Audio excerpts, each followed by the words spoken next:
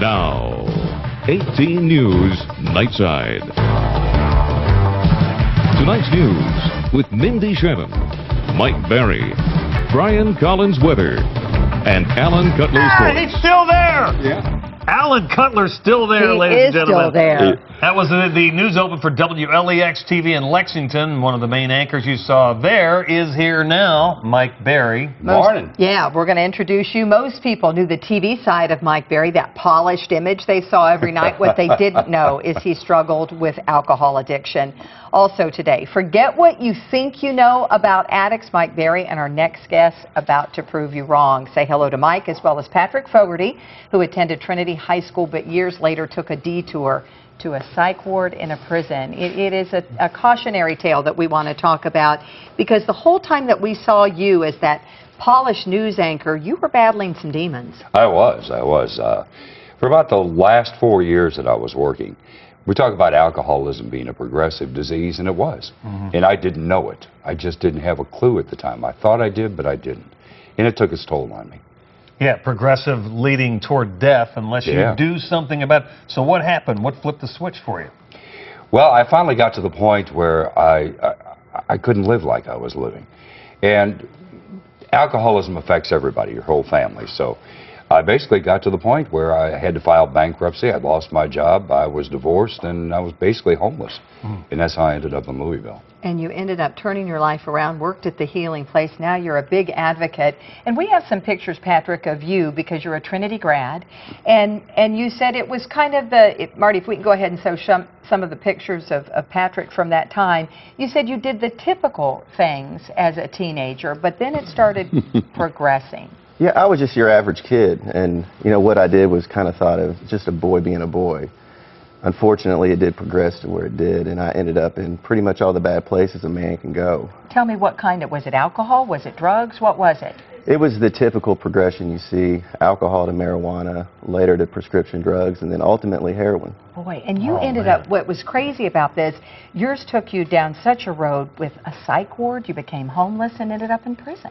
Yes, my 20s was basically consumed with those three elements. So what is the bottom line? You both have been sober for many years now. I know it's a tough road, but what was it that made you turn the corner with both of you? It took rock bottom for me.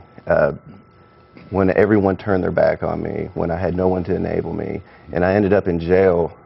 And this time they realized that I had a drug problem, and they gave me an opportunity for recovery. You know, everyone's affected by it now, by the drugs and alcohol. And it's basically what a judge did. A judge gave me an opportunity not to go to prison and gave me the Healing Place. And that's how I found where I'm at now. Yeah, we've talked to the Healing Place people here before. We know there are lots of miracles, miraculous stories that come out of there. But this is rampant throughout our culture, all across the country, around the world. And more people need to know that there's a fellowship. You know, there is. For a long time, we really didn't know how many people were in recovery. I also work with Faces and Voices of Recovery out of Washington, D.C., representing a lot of states throughout the Southeast. But we did a survey, and with the National Institute of Health and some others, and we found some interesting statistics. But I think the most impressive, there are 23 million Americans in recovery. That's a lot of people. Absolutely. And that doesn't include their families and their close friends that also have been affected, who are now enjoying a different lifestyle than they did in the past. And I think it's interesting, something that you had said, Patrick, before we went on the air. You said, for so long I was the dark secret in my family. But then, I mean, that's part of the problem, that it needs to be talked about, discussed, ways to help. And I think it was interesting, recovery versus punishment. And when you got the opportunity, the door open for recovery, you went down it. Yes, ma'am, I did. You know, there's a great stigma behind us addicts out there, and most families want to hide it and just hope that their loved one heals, and that's not going to be the case.